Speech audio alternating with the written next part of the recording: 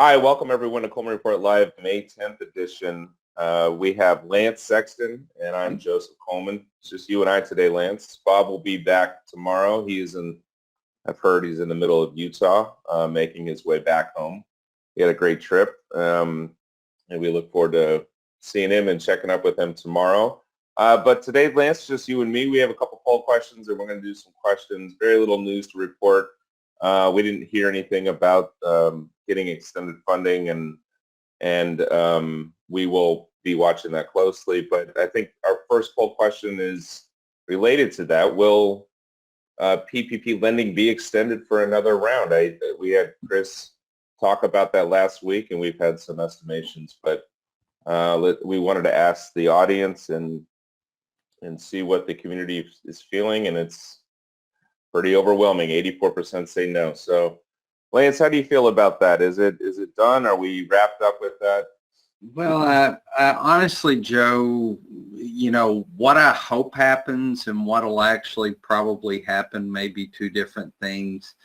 I think there still is some demand for PPP loans, but I certainly don't know that the PPP funding will be made available before the end of May, because we're already into the month of May, and that's going to require Congress doing something. And so I think if it is extended, we'll probably see a gap between, we obviously are going to see a gap because there's no funding right now. But I think there's still some demand. I don't think the economy's out of the woods yet. I think small businesses still need help. So I would love to see it extended.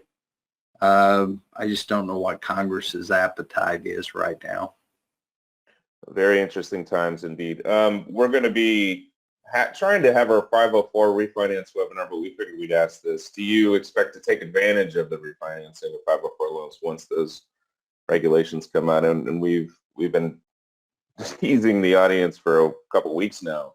Is that we're going to get these regulations, but we are still waiting for them. And majority, 53%, say yes. So we all reported, John Rayowski was on last week saying 504 is having record-breaking numbers, and the 504 program is doing very well. So, well, I think one of the concerns is this refinancing. I mean, we all have seen some vague details about how it's going to happen, Joe.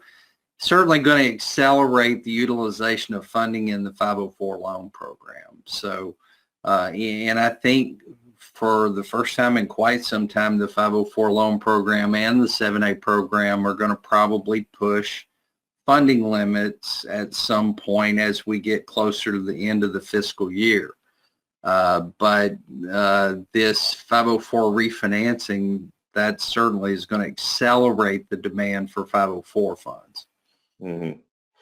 And our last question involves credit memos. Which of the following must you include in your credit memo? Impact of cash flow, impact of stay-at-home orders, discussion of the current market conditions on collateral, and the impact of the vaccine on the customer's sales base.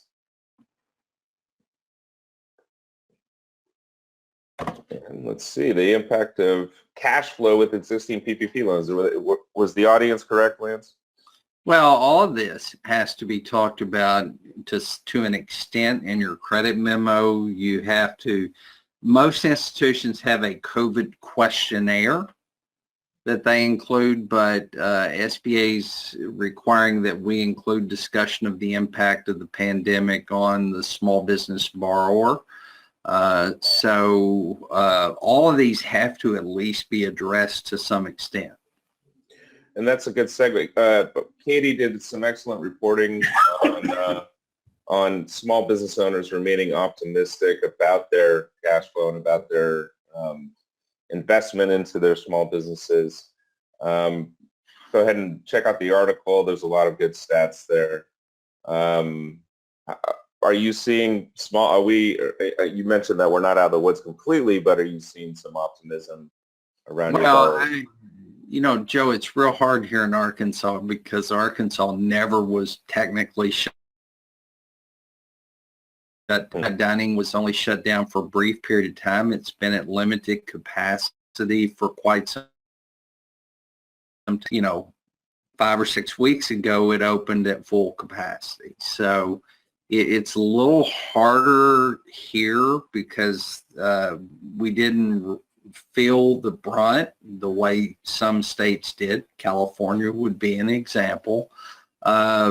So I think the thing we're starting to feel is all businesses seem to be doing a little better as they continue to open up more and more. And as we get closer to 100% capacity, they're all going to do better. The big challenge they have right now is the supply chain issue, being able to get product in, and the employee issue, being able to hire back or complete your staff to meet the customer demand. Those are both big issues with small businesses. Absolutely.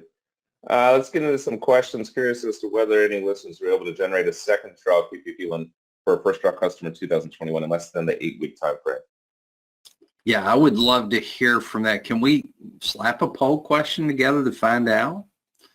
Because technically you should be able to do this, but I don't know if anybody has.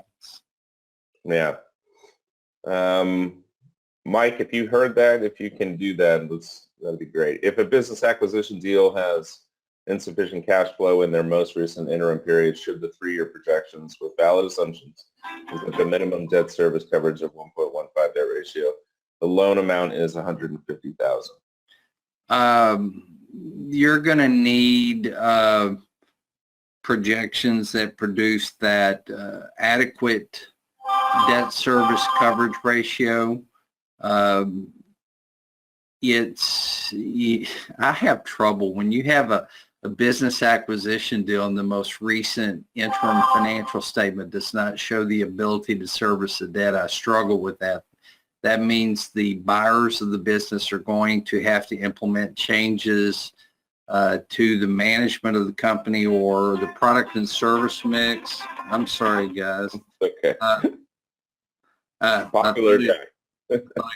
But they're going to have to implement changes right off the bat after they acquire the business. So I'm going to have a lot of heartburn, but technically the SOP, if you can present projections with a good summary of assumptions that meet the debt coverage ratio requirement, you can go ahead and move forward with the loan. Let's see. One of our businesses was denied by SBA for a second draw PPP loan due to an active personal bankruptcy. We've heard a lot about this. If you're involved in a bankruptcy, now they have been granted a hardship discharge from the bankruptcy. Since the bankruptcy is no longer active, do they now qualify for a PPP loan? If they do, should we submit a new application or lender certify the one that is declined? I would have the lender certify the one that was in the system that was declined. Of course, as of today, it's not going to matter. There's no money. These questions are a little bit dated. Give an update if you did get a number, you will have that PPP loan, correct? If you have a SBA loan number, the money's set aside. Okay, good. I have a client that had issues with their status not displaying when they submitted their shutter venue grant application. They submitted their application on 1/30 April 26th. Their status is finally showing, but the submission date shows April 29th instead. Since applications are being worked in order to receive, can the status be updated?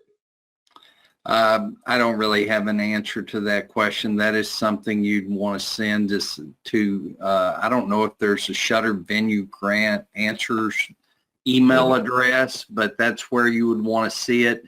At a bare minimum, you would want to contact your local district office. Let's see. A bank made an error when filling out the 3508S and applied for partial forgiveness. SBA has not defined a process for appeals. Do you have any suggestions? All these are tough questions, Joe. This is another one where I'd like to talk to a live human being, so I'd reach out to the Little Rock Commercial Loan Servicing Center or the Fresno Center. They did provide a little bit of information about, mistakes that are made on the application, but haven't been real clear about the process. So depending on where you're located, I'd reach out to Little Rock or Fresno. They may not be able to give you the answer, but at least they can direct you in the right direction to get it corrected. Yeah, I'm sorry, guys. I'm having some connection issues. I don't know if you can hear me, Lance. I can. Okay, there you go. We got you back. I think we have one more question. Schedule C entities. We have a borrower with multiple Schedule C entities. Since we can only enter an individual for one PPP loan, would you add these two Schedule Cs together for one loan request? In this case, this is a salon owner. One I would go Schedule ahead C and is wrap for the them. chair rentals. I've got to be honest with you. I'd go ahead and wrap them together. The borrower is the individual with a Social Security number. Now, it depends. If each of the Schedule C entities has an individual taxpayer ID number, then they need to be separate. If both of the Schedule Cs are under a sole proprietor, I think it's possible that you could do them together. One of the texts I got, Joe, let me take a peek right quick. One of my friends texted me and let me know, a good buddy of mine, Bryce, said that he has been able to get both a first and second round PPP loan for a customer in 2021. So there has been somebody that has. Okay, excellent. We have a couple upcoming webinars, collateral on Wednesday, and we're talking about Unforgiven next week, and then restaurant later this month. Lance, I'm going to let you take some of these phone calls, and we're going to be back with the band. Will be back together tomorrow with Chris and Bob, and we'll hopefully have some more up-to-date information on PPP and all the stuff going on right now. But that concludes today's webinar today. Join us tomorrow back again at 1 o'clock Eastern. Lance, thank you very much for being here. And we'll talk to you tomorrow. Okay. Have a good day.